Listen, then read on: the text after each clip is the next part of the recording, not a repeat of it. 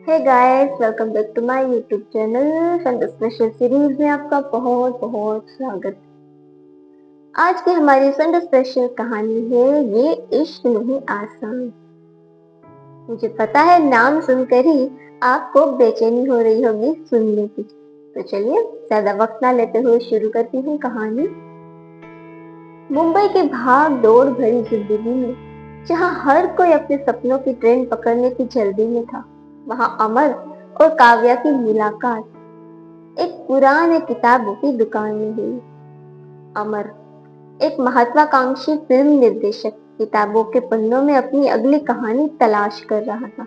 काव्या एक संघर्षरत शास्त्रीय नृत्यांगना अपनी कला को जिंदा रखने के लिए छोटी मोटी नौकरियां करती थी। उनके बीच पनपा रिश्ता किसी धीमी सुकून भरी धुन जैसा था। अमर को काव्या की आंखों में छिपी दुनिया और उसके सपनों की उड़ान दिखाई दी, तो काव्या को अमर की बातों में एक सहारा और उसके उत्साह में अपने लिए प्रेरणा मिली। उन्होंने चाय की टपोरियों पर घंटों बातें की, लोकल ट्रेन में सफर किया और एक दूसरे के छोटे मोटे संघर्षों में साथ दिया। मगर जल्द ही उन्हें एहसास हुआ कि इश्क करना और इश्क निभाना दोनों अलग अलग बातें। अमर को एक बहुत ही बड़े प्रोडक्शन हाउस से ब्रेक मिला। उसकी जिंदगी रातों रात बदल गई। मीटिंग्स, देर रात की शूटिंग और पार्टियों का सिलसिला शुरू हो गया। वहीं काव्या को एक महत्वपूर्ण नृत्य प्रतियोगिता के लिए विदेश जाने का मौका मिला, जिसकी तैयारी के लिए उसने अपनी पूरी एकाग्रता लगा दी।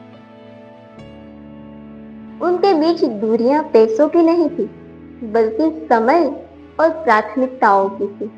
अमर का फोन अक्सर साइलेंट मोड पर रहता और काव्या की रियाज के दौरान बात करना मुश्किल हो जाता था। जब वे मिलते भी तो अमर अपनी फिल्म की सफलता के तनाव में होता और काव्या अपनी कला की चुनौतियों में खोई रहती।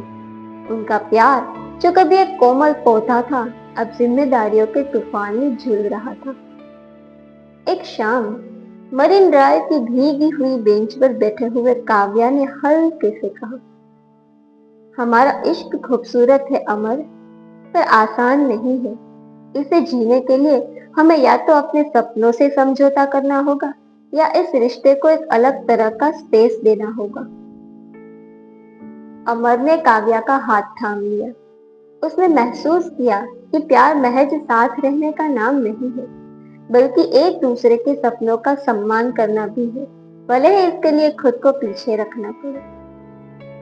तुम्हारी उड़ान मेरी जीत है काव्या, अमर ने कहा, और मेरा हर प्रेम तुम्हारे नृत्य की तरह ही शानदार हो। ये मेरा सपना है।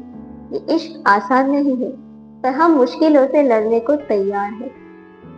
उन्होंने फैसला किया कि वे अपने सपनों को मरने नहीं देंगे।